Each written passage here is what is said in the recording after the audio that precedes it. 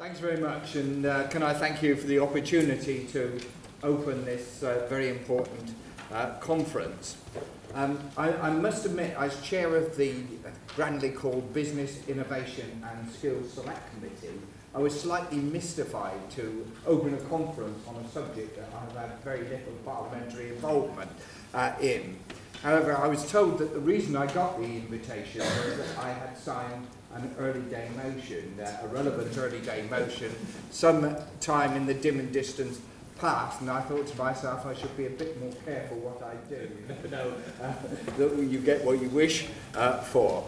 However, my second thought was that actually I found the best way to learn about any subject that you have no experience in is actually to stand up and speak in front of a whole lot of experts on it in the vain hope that you've done enough research not to say anything incredibly stupid that will alienate the profession. So it's from that perspective that I stand before you today just to make a few opening remarks.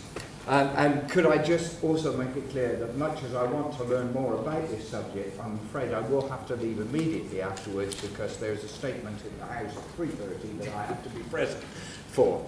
But I must admit, my second admission is that I'm old enough to remember all the publicity that arose from the first successful heart transplant by Dr.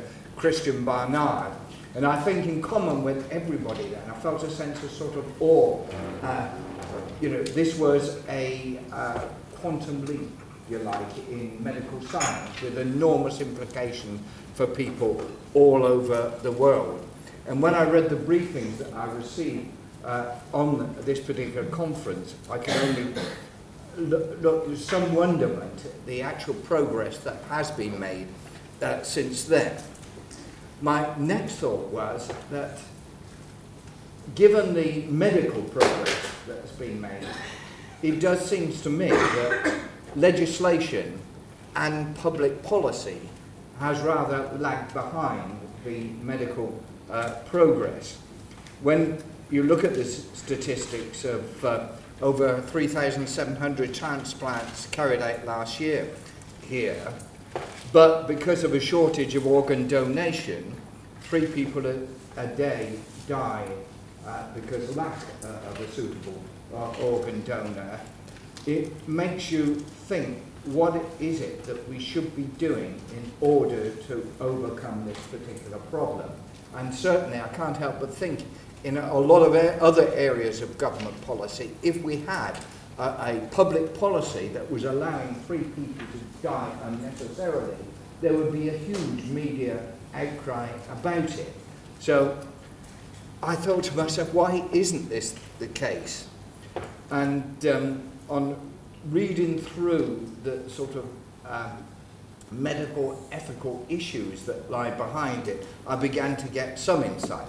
I may say that I don't feel it is helped by a sort of media approach that doesn't seem to have developed in its assessment beyond the days of birth and hair. But it is up to us legislators to try and push, if you like, public policy to incorporate the very real debate that needs to take place about the issues surrounding organ and tissue transplant in a way that will help the medical profession and allow them to reach their full potential. There has been a number of attempts in Parliament over the last 10 or 15 years to actually move this on. Some 10-minute rule bills. One was done by my colleague Tom Watson from West Bromwich East, another from Siobhan McDonough and Mitcham Morden, to actually have a legislative framework that would incorporate presumed consent. But I have to say that having got it passed through Parliament on a 10-minute rule bill, the whole thing has just died. And that can only be symptomatic of a lack of will in Parliament to actually pursue the very difficult issues that arise from it. And when I examine some of the issues that do arise, the fact that something like 20% of people are registered donors, but that a substantial number of their relatives actually don't allow them to donate at the appropriate time. And I understand there is a split within the medical services themselves, with the BMA, the British Transplant Society, and the Royal College of Surgeons not necessarily agreeing with the Department of Health and the British Organ Donor Society. And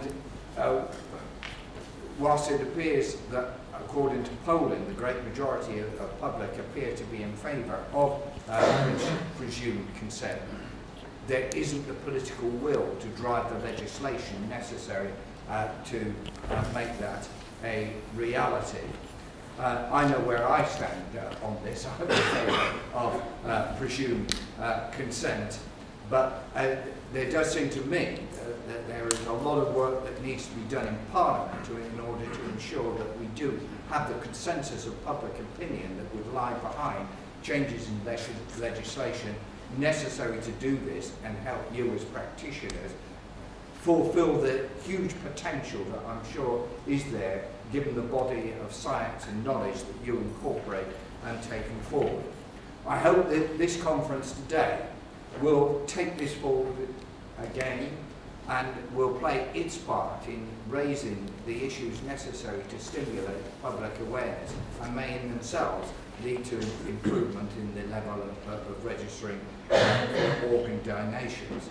From my perspective personally, I want to know what the outcomes of this conference are in terms of what we can do in Parliament, and we'll be very happy to take the issues forward so that they can be debated, so that we can build up this public consensus, and so we can